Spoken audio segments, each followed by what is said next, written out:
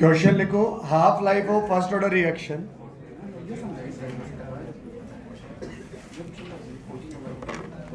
Half life, अरे आवाज नहीं, half life of first order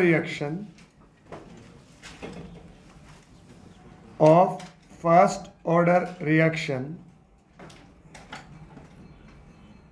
are 20 minutes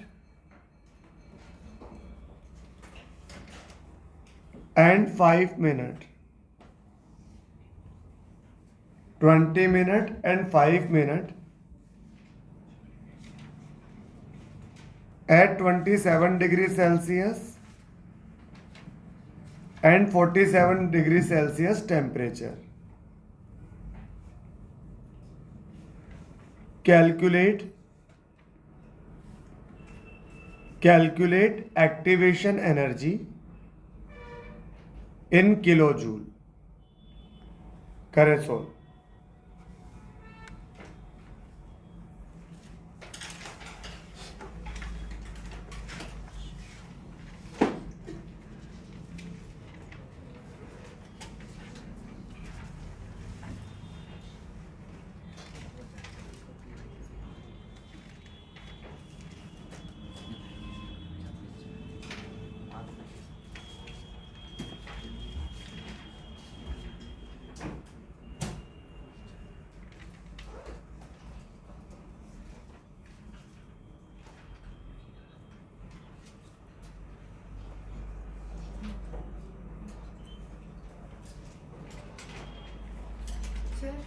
हाँ जी बेटा।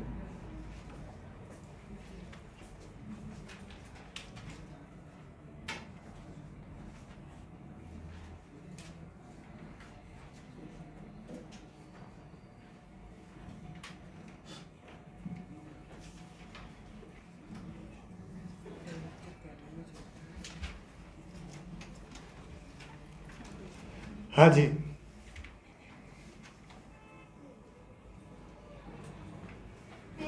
कम इन।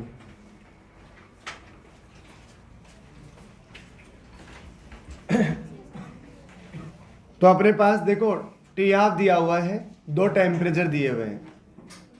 तो अपने पास दो टेम्परेचर के रिगार्डिंग एक इक्वेशन है, log K2 by K1 EA upon 2.303 R,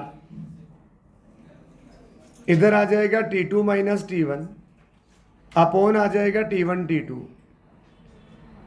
log K2, ये क्या हो जाएगा 0.693 अपॉन टी हाफ। अरे सही बात है क्या बेटा? फर्स्ट ऑर्डर में टी हाफ और के में रिलेशन ये होता है ना? तो ये तो आ जाएगा सेकंड के regarding upon 0.693 upon T half, ये फर्स्ट है। This is EA upon R, मुझे किस में चाहिए? किलो जूल में। अरे एक्टिवेशन एनर्जी चाहिए किलो जूल में, तो आर की वैल्यू जूल वाली पुट करो 8.314, ये तो जूल में आएगा, और किलो के लिए क्या कर ले 1000 का डिवाइड। अब फाइनल टेम्परेचर कितना है? 47 डिग्री सेल्सियस। कितना हो जाएगा केल्विन में? 320। ठीक है, तो यह आ जाएगा 320। इनिशियल कितना है? 300 डिवाइडेड बाई 320 इंटू 300। यहाँ 0.693 से 0.693 कैंसिल। ठीक है, पहले वाला टी हाफ 20 है, बाद वाला 5 है, तो ये तो है 20, ये तो कितना है 20, और ये कितना है 5, तो 20 कहाँ चला जाएगा? ऊपर। तो ये कितना आ जाएगा? log 20 अपॉन 5, इसको इधर क्रॉस मल्टीप्लाई कर दो, 2.3 इंटू 8.3 डिवाइडेड बाई 1000। इसे थोड़ा सा सॉल्व कर लो, ये 1000 से डिवाइड करने की जरूरत नहीं है इधर, ये 1000 कैंसिल आउट हो जाएगा इधर से, 2 जीरो यहाँ से कैंसिल हो जाएगा, 1 जीरो यहाँ से कैंसिल हो जाएगा। ठीक है, ऊपर बचेगा कितना 20, नीचे कितना आएगा 96। बस इसे क्रॉस मल्टीप्लाई करके सॉल्व करना है। इधर लॉग में कितना आएगा, log 4 कितना होता है 0.6, और आप इसको याद रखो 2.3 इंटू 8.3 ये 19 होता है। ठीक है, ये बहुत ज़्यादा कैलकुलेशन में काम आता है। 2.3 इंटू 8.3 तो 19 होता है ये। तो ये आ जाएगा log 4 0.6 इंटू 19 इंटू 96/20। ये आ जाएगा एक्टिवेशन एनर्जी किसमें, किलो जूल में। नोट कर लेना।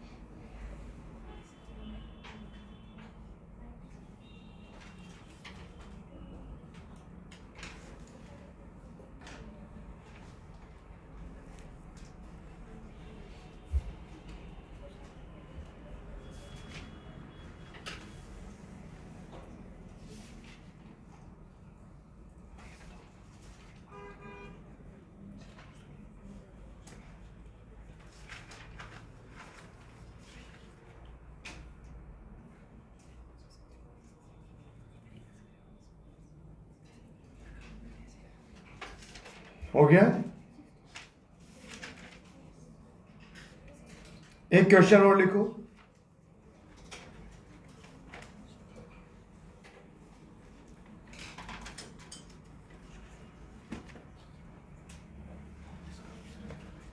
अरे समझ आ गया क्या बेटा? चलो एक क्वेश्चन लिखो।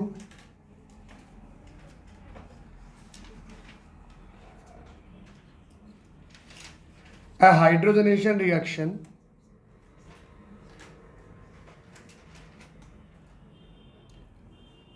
a hydrogenation reaction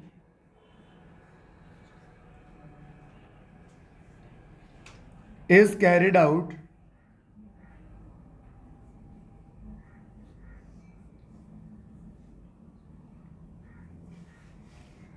at 500 Kelvin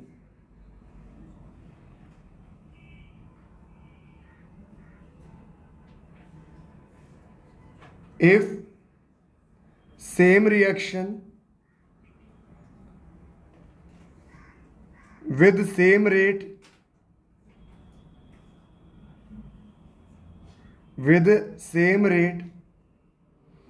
is carried out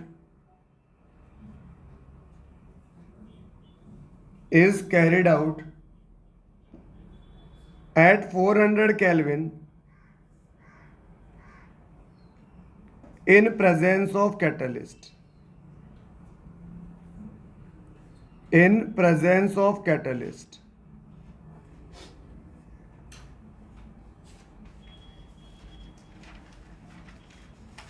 The catalyst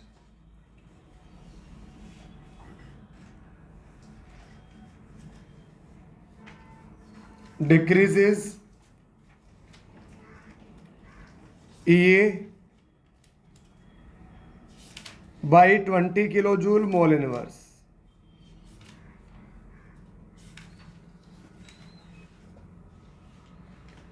Calculate EA of reaction. Calculate EA of reaction.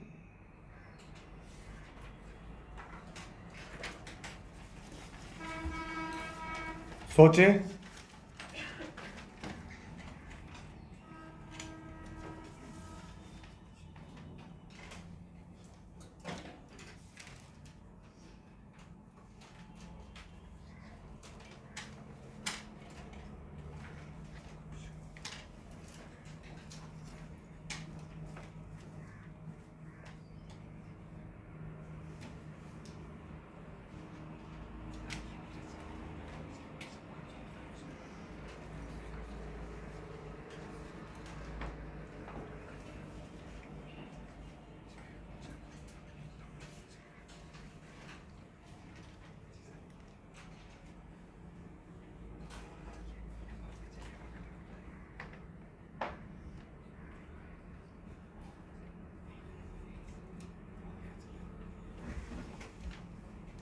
हाँ जी, आप एक बात समझो, सामने ध्यान देना। यहाँ इस क्वेश्चन में कंसंट्रेशन वगैरह के बारे में कुछ भी इंफॉर्मेशन नहीं है, तो इसका मतलब उन पर उनकी कोई डिपेंडेंसी भी नहीं है। यहाँ तो कैटलिस्ट की डिपेंडेंसी है ना। इसका मतलब कंसंट्रेशन को 1 मान लिया करो, किसी को दिक्कत नहीं है। तो अगर दो रिएक्शन की रेट सेम है ना, तो बेसिकली उनका रेट कांस्टेंट सेम है। दोबारा सुनो, अगर दो रिएक्शन की रेट सेम है, कंसंट्रेशन वगैरह के बारे में कोई इंफॉर्मेशन नहीं है, तो मुझे पता है वैसे तो क्या होता है, वैसे तो किसी भी रिएक्शन के लिए R इज इक्वल टू के इंटू रिएक्टेंट होता है ना, और इस रिएक्टेंट की पावर कुछ होती है N, पर कंसंट्रेशन वगैरह नहीं दे रखी, इसका मतलब वो कांस्टेंट है। अब कंसंट्रेशन कांस्टेंट है, लेकिन K थोड़ी कांस्टेंट है, क्योंकि K दो चीजों पर डिपेंड करता है, एक टेम्परेचर, एक एक्टिवेशन एनर्जी। ये रेट कांस्टेंट है, इक्विलिब्रियम कांस्टेंट तो केवल टेम्परेचर पर डिपेंड करता है। ये रेट कांस्टेंट है जो दो बातों पे डिपेंड करता है, एक टेम्परेचर, एक कैटलिस्ट। ठीक है, तो अब यहां कैटलिस्ट चेंज कर रहा है, मतलब के चेंज होगा। तो यहां पर आर सीधे सीधे प्रोपोर्शनल है किसके, के। अब वो बोल रहा है दो रिएक्शन की रेट सेम है, इसका मतलब वो क्या कहना चाह रहा है कि दोनों का क्या सेम है, दोनों का के सेम है। के बराबर क्या होता है, के बराबर होता है ए की power minus E A by R T. या थोड़ा सा इजी रहेगा, आप एक काम कर लो, यहां कर लो log k1 बराबर क्या आ जाएगा, log k2। मैंने दोनों साइड log ले लिया।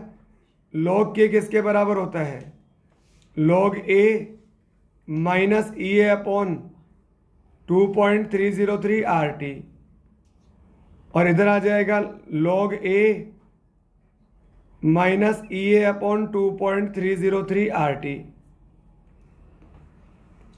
ये बाद वाला तो क्या है, प्रेजेंस ऑफ कैटलिस्ट। अरे सही बात है ना, बाद में तो कैटलिस्ट है, पहले कैटलिस्ट नहीं है। चलो log a से log a क्या हो जाएगा, कैंसिल हो जाएगा, माइनस से माइनस कैंसिल। पहले वाली एक्टिवेशन एनर्जी कुछ है, कुछ मुझे नहीं पता कितनी है, यह आ जाएगा 2.303 इंटू आर। पहले रिएक्शन किस टेम्परेचर पर हो रही है, 500 केल्विन पर। बाद में सेम रिएक्शन किस टेम्परेचर पे हो रही है, 400 केल्विन पर। तो नीचे आ जाएगा 2.3 इंटू आर इंटू, अरे बाद वाला टेम्परेचर कितना हो जाएगा, 400। और उसने क्या बोला है कि कैटलिस्ट ने एक्टिवेशन एनर्जी को 20 किलो जूल से कम कर दिया। तो पहले अगर ई है तो बाद में कितनी हो जाएगी, अरे ई माइनस 20 हो जाएगी क्या, बोलो भाई। पहले अगर ई है, बाद में इतनी कम हो गई तो ये हो जाएगी। इससे क्या हो जाएगा, कैंसिल आउट हो जाएगा, बाकी क्रॉस मल्टीप्लाई करके सॉल्व करना है। 2 जीरो से 2 जीरो कैंसिल आउट हो जाएगा, 4 इधर आ जाएगा तो आ जाएगा 4 ई ए, 5 इधर चला जाएगा तो आ जाएगा 5 ई ए माइनस 5 इंटू 20। 2 जीरो भी कट गया बेटा, तो ये आ जाएगा 100। तो यहाँ से ई ए किसके बराबर आ जाएगा, 100 किलो जूल के बराबर आ जाएगा। आई क्या मेरी बात समझ में, नोट कर लो।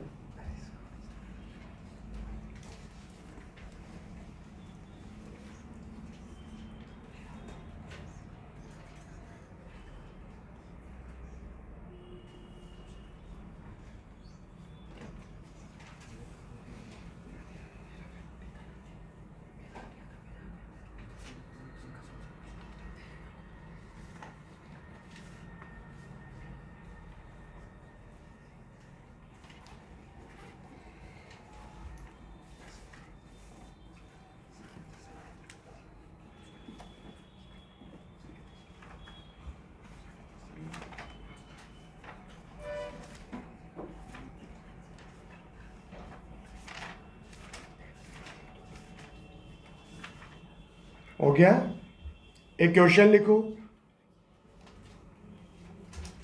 The time elapsed between 33% and 67%. The time elapsed between 33% and 67% completion of first order reaction is 30 minutes. इन दोनों के बीच का टाइम है ये, है ना, 33% से 67% के बीच का।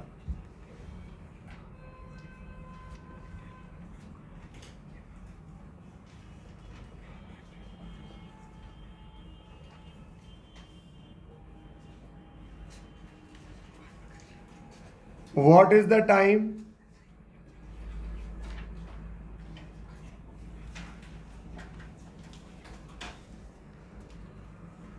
What is the time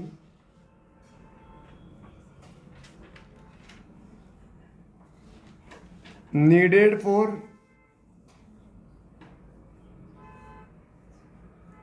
25% completion? 25% completion बताएं भाई।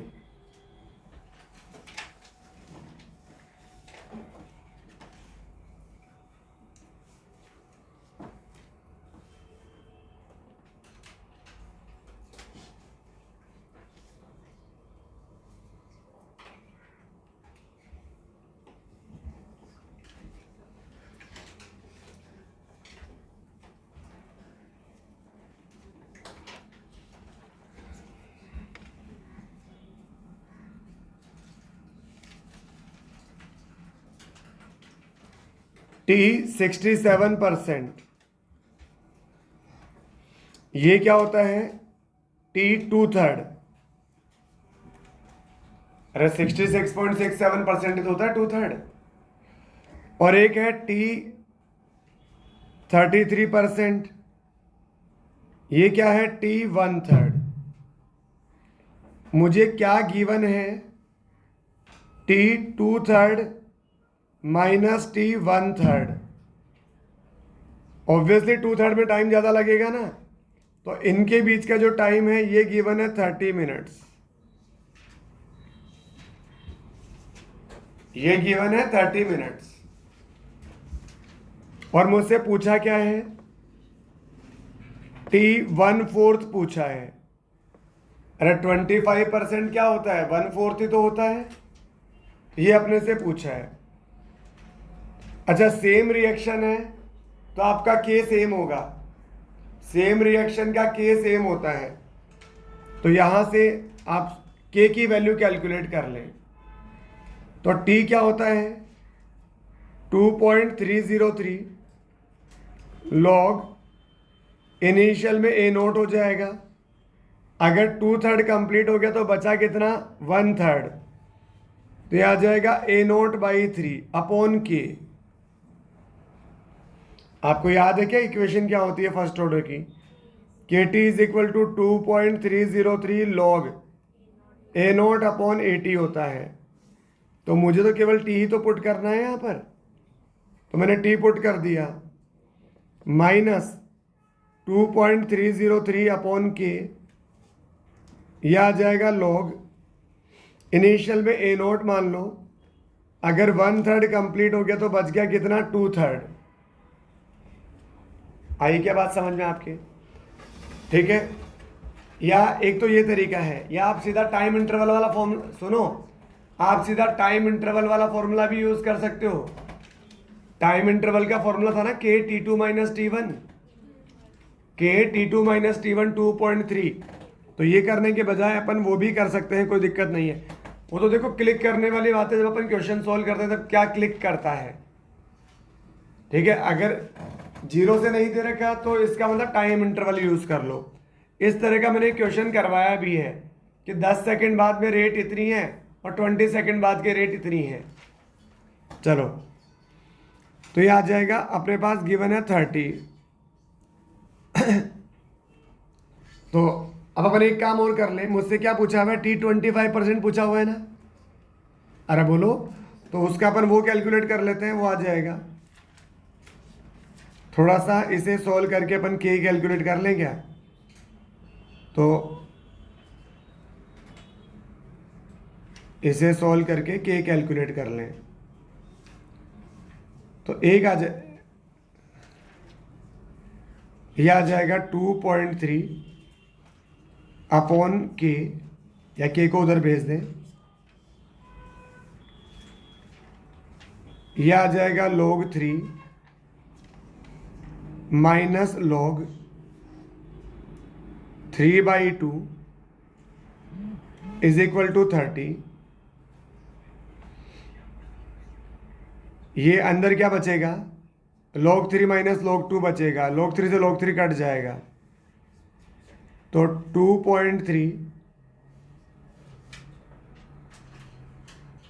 2.3 अंदर बचेगा log 2 और ये आ जाएगा 30k, यानी k को इधर रख लो और 30 को नीचे भेज दो। ये k की वैल्यू आ गई। अब आप एक बार दोबारा अप्लाई कर लो लास्ट टाइम, के टी 1/4, यह आ जाएगा 2.3 log, इनिशियल में ए नॉट मान लो, अगर 1/4 कंप्लीट हो गया तो बचेगा कितना, 3/4। सही बात है। अब के की वैल्यू यहां से पुट कर लो या डिवाइड कर लो, जैसा भी करना चाहो।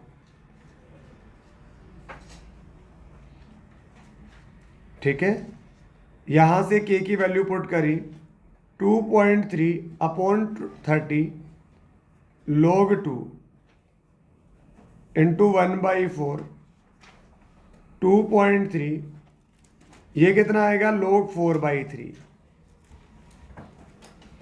अगर टाइम इंटरवल वाला फॉर्मूला दिमाग में आ जाएगा उस समय, तो ये इतनी कैलकुलेशन बच जाएगी। पर रेडी तो हर किसी के लिए होना पड़ेगा ना भाई, कि अगर नहीं आया दिमाग में तो फिर ऐसे कर लेंगे अपन। बस अभी से 2.3 से 2.3 कैंसिल, बाकी तो सॉल्व करना है इसे। log 2 कितना होता है, 0.3/30 t 1/4, log 4 minus log 3, log 4 होता है 0.6, log 3 होता है 0.48, तो ये डिफरेंस आएगा 0.12। तो ऊपर 0.30 कर लो बस, 30 से 30 कैंसिल, 2 बिंदी से 2 बिंदी कैंसिल, तो t 1/4 कितना आ जाएगा, 12 आ जाएगा। तो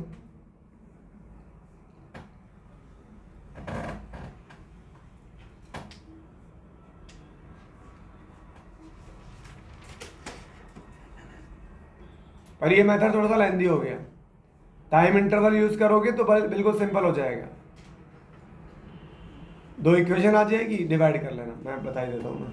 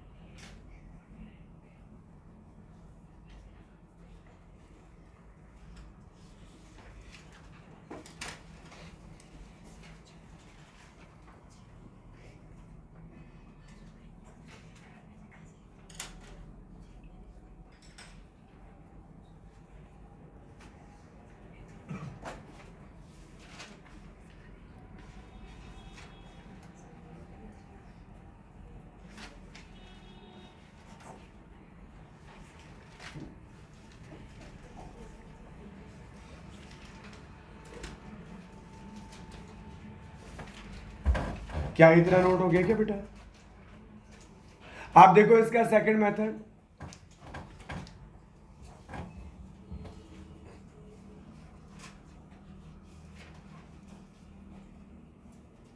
आप खुद ही समझ लो, सामने सेकंड मेथड लिखा है, बस देख लें एक बार इसे। के T2 माइनस T1 2.3 log 81/82, तो बाद वाला टाइम क्या है, 2/3 वाला, और ये पहले वाला टाइम क्या है, 1/3 वाला। तो जब ये 1/3 हो गई तो बच गई कितनी, 2/3, ऊपर आ जाएगा 81, और जब बाद में नीचे 82 नीचे आएगा तो बाद में 2/3 हो गई तो बच गई कितनी, 1/3। सिंपल है, a0/2 से a0/2 कैंसिल, क्या बचेगा, log 2, और ये डिफरेंस कितना दे दिया, 30, इक्वेशन 1।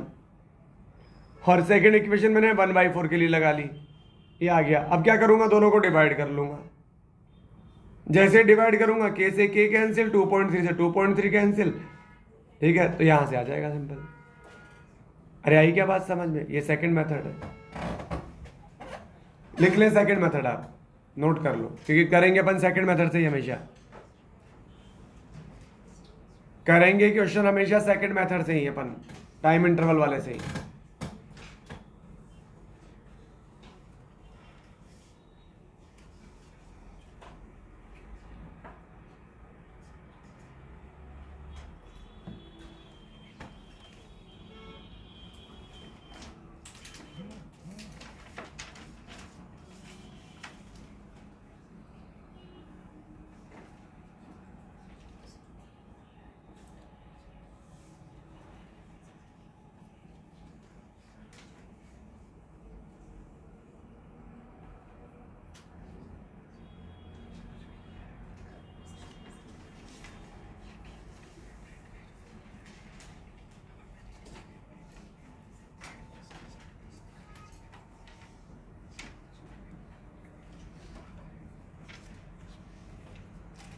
हो गया? एक दो क्वेश्चन और लिखते हैं अपन। एक क्वेश्चन और लिखो।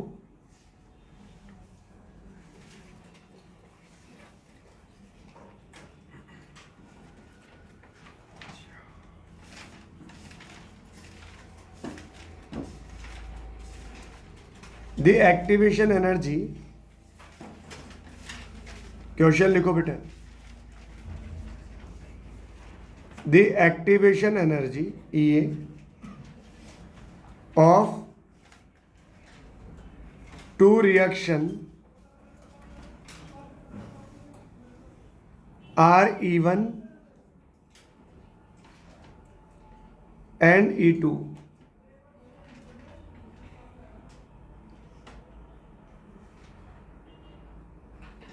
RE1 and E2, और गिवन है E1 greater than E2 if the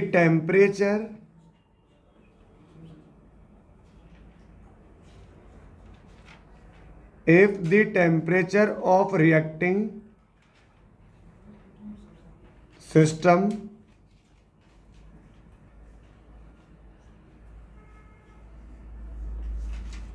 is increased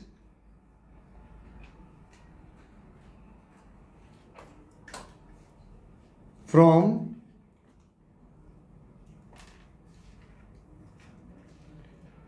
T1, और ब्रैकेट में लिखो rate constant RK1 and K2, bracket close, to T2, bracket में लिखो rate constant K1 dash and K2 dash.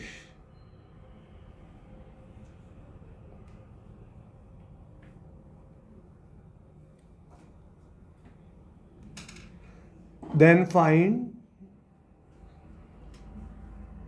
correct option. Correct option. Option है K1 dash upon K1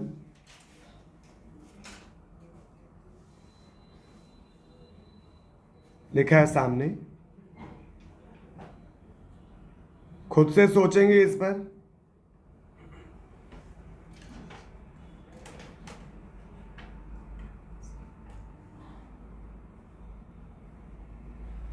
करें solve.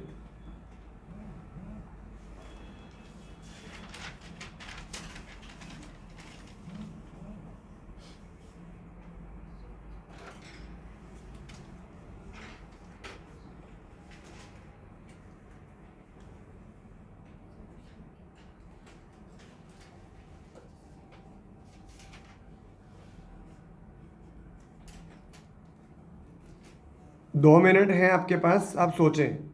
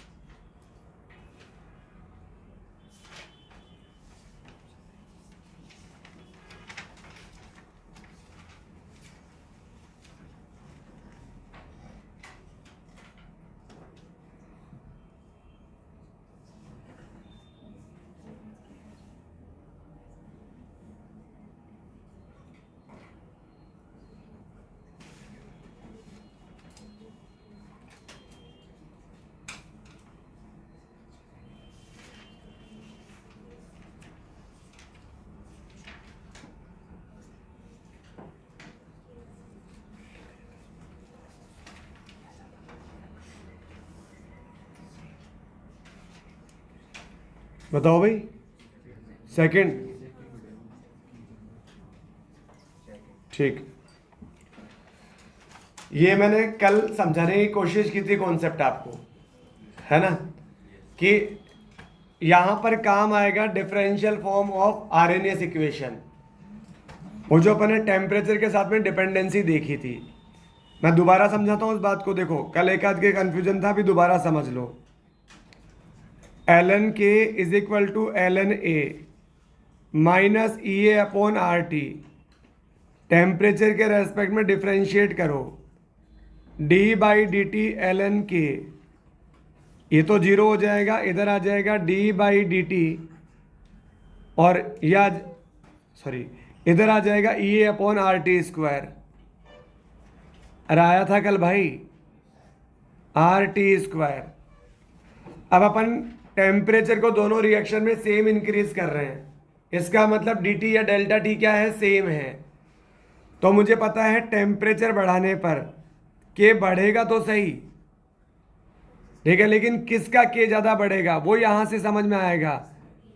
L D L N के ये directly proportional है ई ए के, समझे, directly proportional है ई ए के। तो टेम्परेचर बढ़ाने पर के बढ़ेगा, ओके, और ये जो है चेंज ये ई ए के प्रोपोर्शनल है। तो किसका के ज़्यादा बढ़ेगा, जिसका ई ए ज़्यादा है। ई ए किसका ज़्यादा है, फर्स्ट वाली रिएक्शन का। अरे ई ए किसका ज़्यादा है, फर्स्ट वाली रिएक्शन का। तो फर्स्ट वाली रिएक्शन का ई ए ज़्यादा है, तो फर्स्ट वाली रिएक्शन का के ज़्यादा बढ़ेगा। फर्स्ट वाली का ई ए ज़्यादा है तो फर्स्ट वाली का के ज़्यादा बढ़ेगा। तो K1 डैश अपॉन K1 और K2 डैश अपॉन K2। ये K2 डैश, देखो सुनो मेरी बात, ये इनिशियल में क्या था, ज़्यादा था। ये क्यों ज़्यादा था, क्योंकि इसका एक्टिवेशन कम था। अरे इसका ई ए क्या था, कम था। जिसका ई ए कम होता है उसका के ज़्यादा होता है भाई। अरे ये देखो ना मेरा, जिसका ई ए ज़्यादा होता है उसका के क्या होता है, कम। तो पहले इसका ई ए ज़्यादा था, इसका ई ए ज़्यादा, तो इसका के क्या होगा, कम। यानी K1 तो शुरू में था लेस, और इसका ई ए कम था, सेकंड वाली का ई ए कम था, तो ये क्या था शुरू में, मोर। लेकिन टेम्परेचर बढ़ाने पर ज़्यादा वो बढ़ेगा जिसका ई ए ज़्यादा होगा, ठीक है। तो K1 में K1 इंक्रीज ज़्यादा होकर K1 डैश ज़्यादा हो जाएगा, तो ये K1 डैश ज़्यादा आएगा। हम आप देखो ना, डिवाइड हो रहा है कम का और चेंज होने के बाद वैल्यू आ रही है ज़्यादा, तो इसका आंसर आएगा सेकंड। कंक्लूजन इतना सा है, जिसका ई ए ज़्यादा होता है उसके के में इंक्रीमेंट ज़्यादा होता है, बस।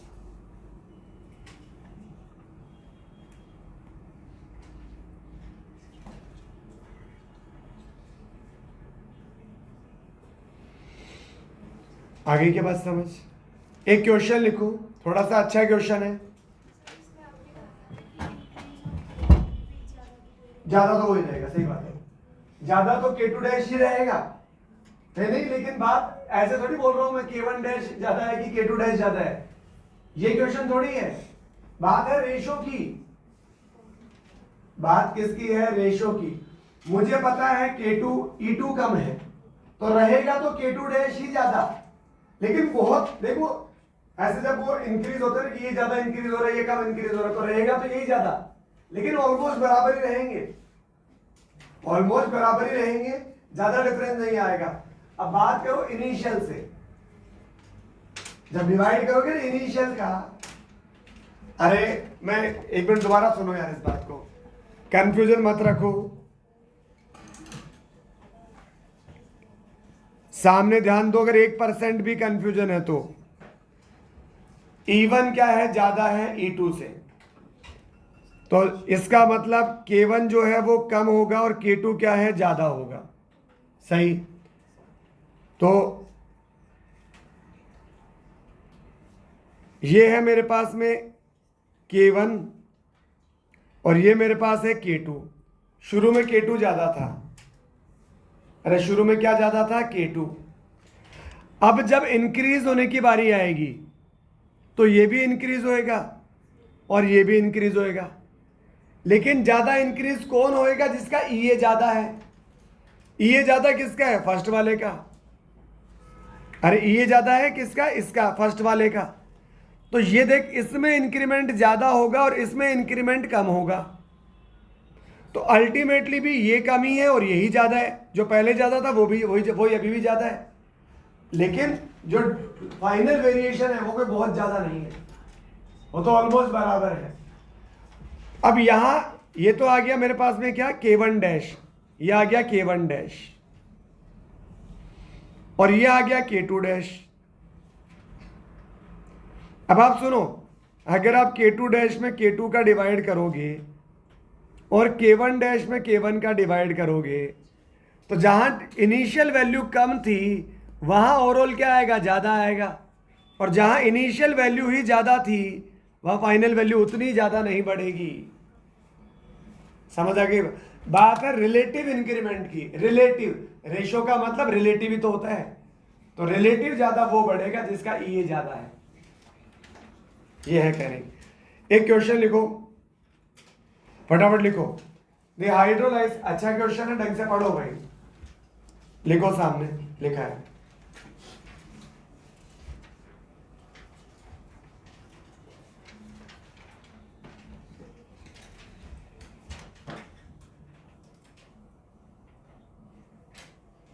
ये रहा, इधर देख ले सामने।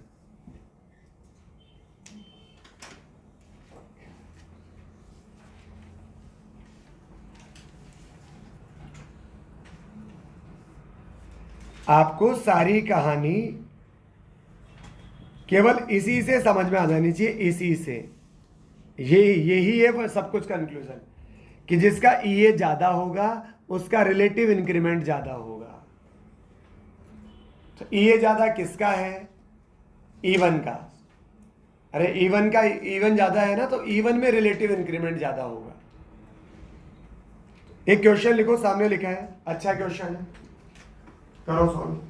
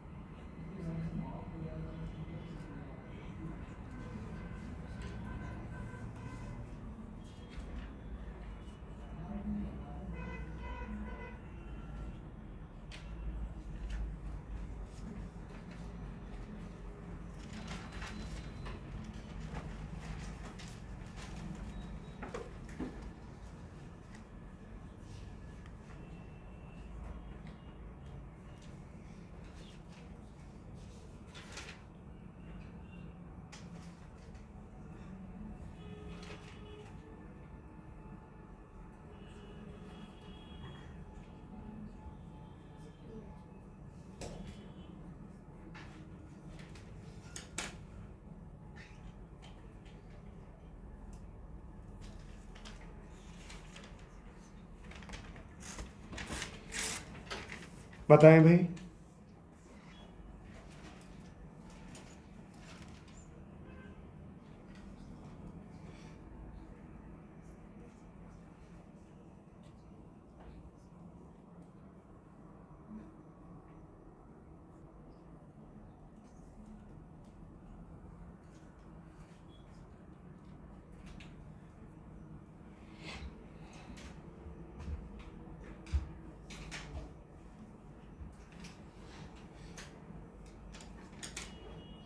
बताइए बताइए भाई।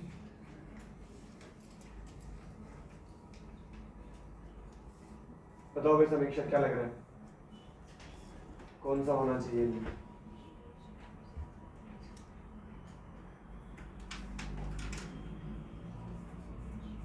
ये तो वो वाला केस है, शूडो फर्स्ट ऑर्डर वाला, hydrolysis of ester in acidic medium. Pseudo first order होता है और बेसिक मीडियम सेकंड ऑर्डर होता है। तो थोड़ा सा सोचो, वो पढ़ा, उसको पेज पलटो, पेज पलट के पहले वो देखो जो आपने पढ़ा होगा कि क्या उसकी एच पे डिपेंडेंसी थी भी या नहीं थी। ऐसे में पेज पलटो, वो देख क्या के की एच पर डिपेंडेंसी थी या नहीं थी। ऐसा नहीं हो सकता यार, ऐसा नहीं हो सकता। के की H प्लस पर डिपेंडेंसी है या नहीं है, मतलब एसिडिक मीडियम में वो फर्स्ट ऑर्डर था।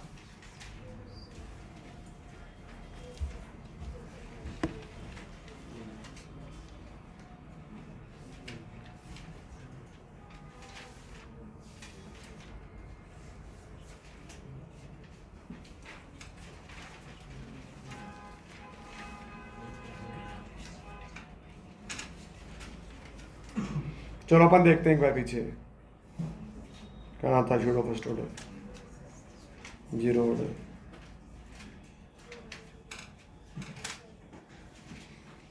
हाँ जी ठीक है ठीक है, उसमें थोड़ा सा ठीक करो आप, यहां पर H प्लस भी आता है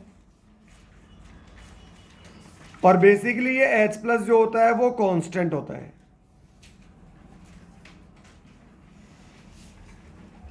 शूडो फर्स्ट ऑर्डर में वहीं पर चेंज कर लो, इनिशियल में जहां लिखा हुआ है, यहां पर ये H प्लस भी आता है इसके रेट कांस्टेंट, रेट के अंदर, और वाटर भी एक्सेस की वजह से कांस्टेंट, H प्लस कांस्टेंट, यहां पर अब इसका फाइनल के ये आता है, तो यहां H प्लस नहीं, हाँ ये उसे करेक्ट कर ले थोड़ा सा।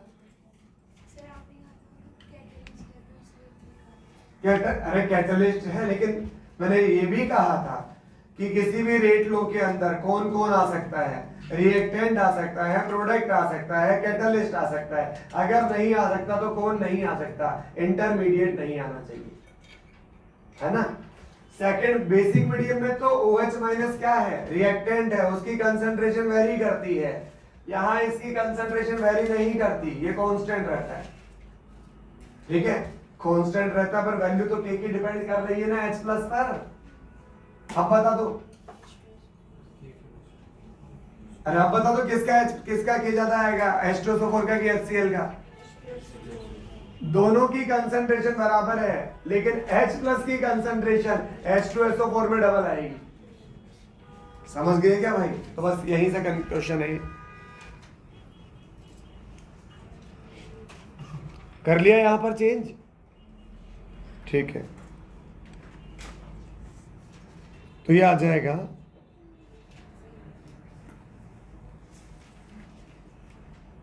R इज इक्वल टू के, इधर एस्टर आ जाएगा, H2O आ जाएगा, H प्लस आ जाएगा, तो ये जो K है, K dash K into H2O plus H plus, ठीक है, तो ये है फाइनल रेट कांस्टेंट।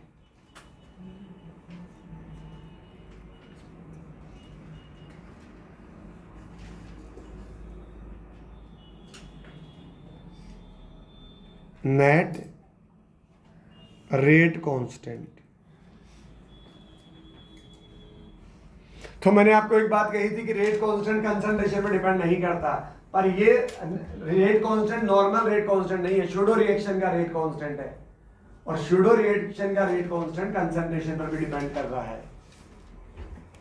ये मैंने अलग से क्वेश्चन नहीं बताया, आपके एनसीईआरटी का क्वेश्चन है। तो ये जो के डैश है ये डायरेक्टली प्रोपोर्शनल है किसके, H प्लस कंसंट्रेशन की, दैट्स वाई आंसर आ जाएगा सेकंड।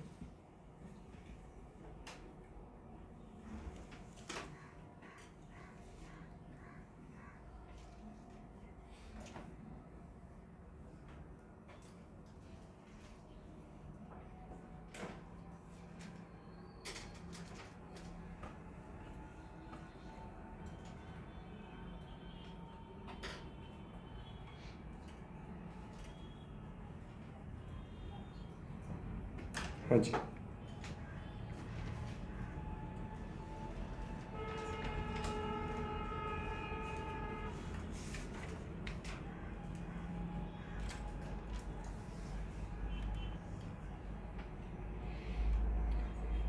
हो गया इतना।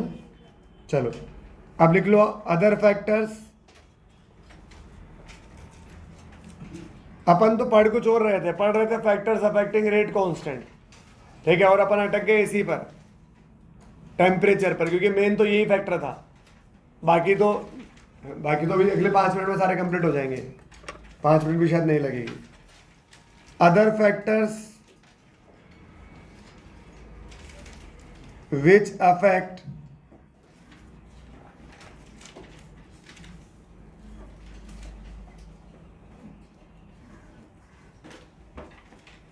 अपन क्या पढ़ रहे थे, फैक्टर्स अफेक्टिंग रेट कांस्टेंट या रेट, देखो ना पीछे, रेट या rate constant, rate of reaction. Other factors which affect rate of reaction.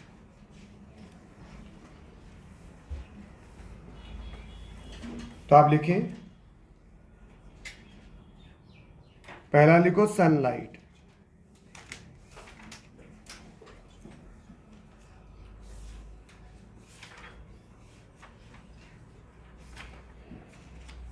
ठीक है। For photochemical reaction, photochemical reaction, इसमें लिख लो, रेट ऑफ दीज रिएक्शंस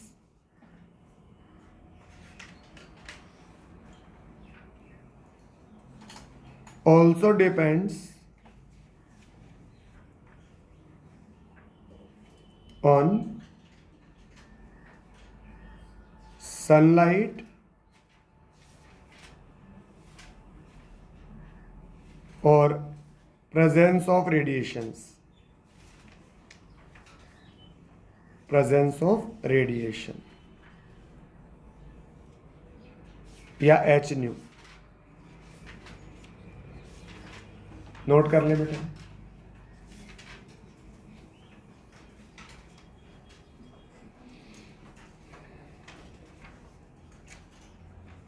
हाँ जी, जैसे मानो एक एग्जांपल है, formation of HCl, formation of HCl, वैसे फोटोसिंथेसिस तो इसका एग्जांपल है ही, फॉर्मेशन ऑफ HCl। अगर आप H2 प्लस Cl2 ये रिएक्शन ऐसे करवाओ और एक बार सनलाइट के प्रेजेंस में करवाओ, तो ये वेरी स्लो रिएक्शन है और ये फास्ट रिएक्शन है।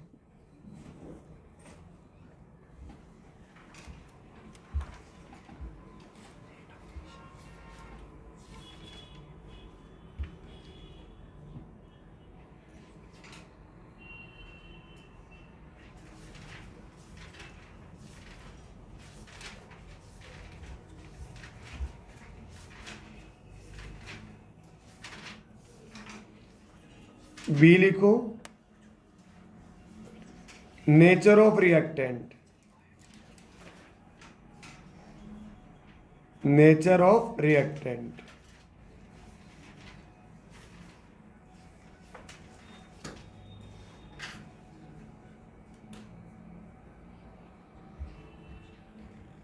बी लिखो, नेचर ऑफ रिएक्टेंट।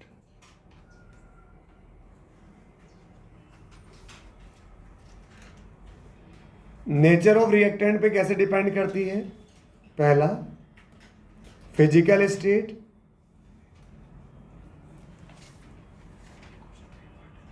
अरे पता है ना अपन को, गैसियस रिएक्शन फास्ट होती है, लिक्विड वाली स्लो होती है, सॉलिड वाली सबसे स्लो होती है।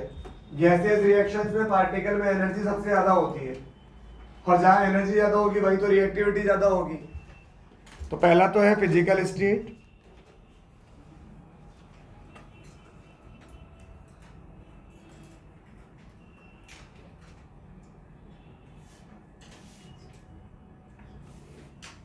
Second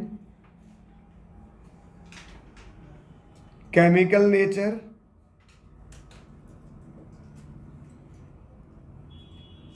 of reactant,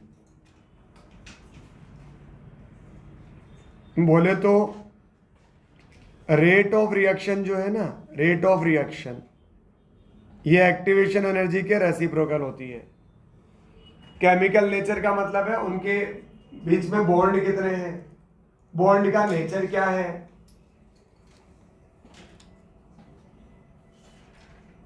chemical reaction में कौन पार्टिसिपेट करता है, मॉलिक्यूल या एटम? एटम पार्टिसिपेट करता है। तो अगर बॉन्ड स्ट्रॉन्ग होगा तो इजीली ब्रेक होगा ही नहीं, इजीली ब्रेक नहीं होगा तो रिएक्शन बहुत स्लो होगी। तो ये मतलब है केमिकल नेचर का। वो सारी बातें आ जाती है एक्टिवेशन एनर्जी के अंदर। थर्ड लिखो, सरफेस एरिया,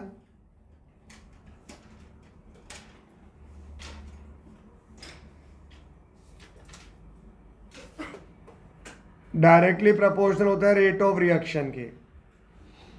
इसलिए आपको याद हो तो पाउडर फॉर्म में रिएक्शन सबसे फास्ट होती है। जब अपन लकड़ी को जलाते हैं ना, तो सीधी लकड़ी नहीं जलाते, पहले उसे पीसेस करते हैं फिर जलाते हैं। क्योंकि पीसेस करने से क्या हो जाता है, सरफेस एरिया बढ़ जाता है, रेट ऑफ रिएक्शन बढ़ जाती है। सरफेस एरिया होता है बेसिकली रिएक्शन करने के लिए अवेलेबल एरिया, रिएक्शन करने के लिए available area.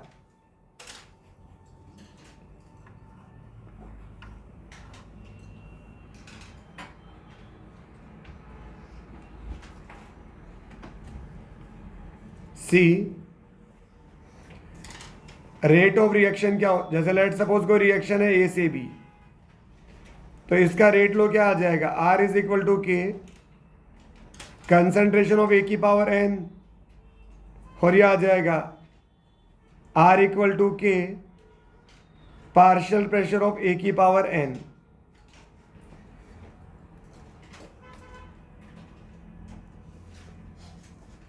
R is equal to K partial pressure of A की पावर n। इसका मतलब hence rate of reaction also depends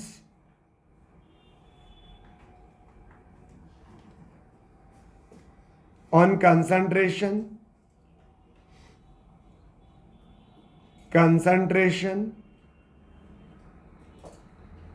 partial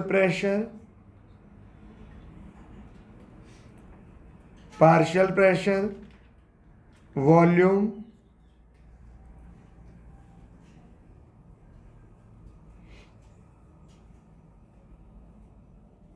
catalyst,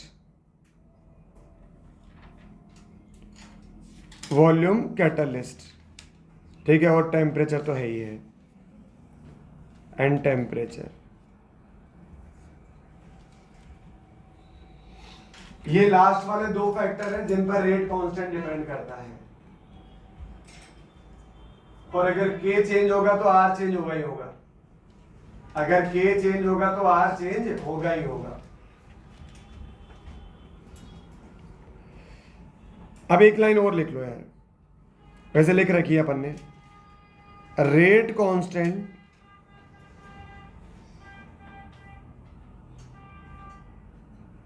depends only on catalyst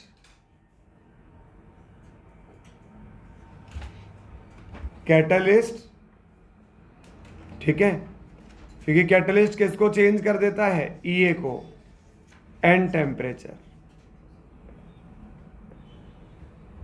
rate constant केवल इन दो पर डिपेंड करता है।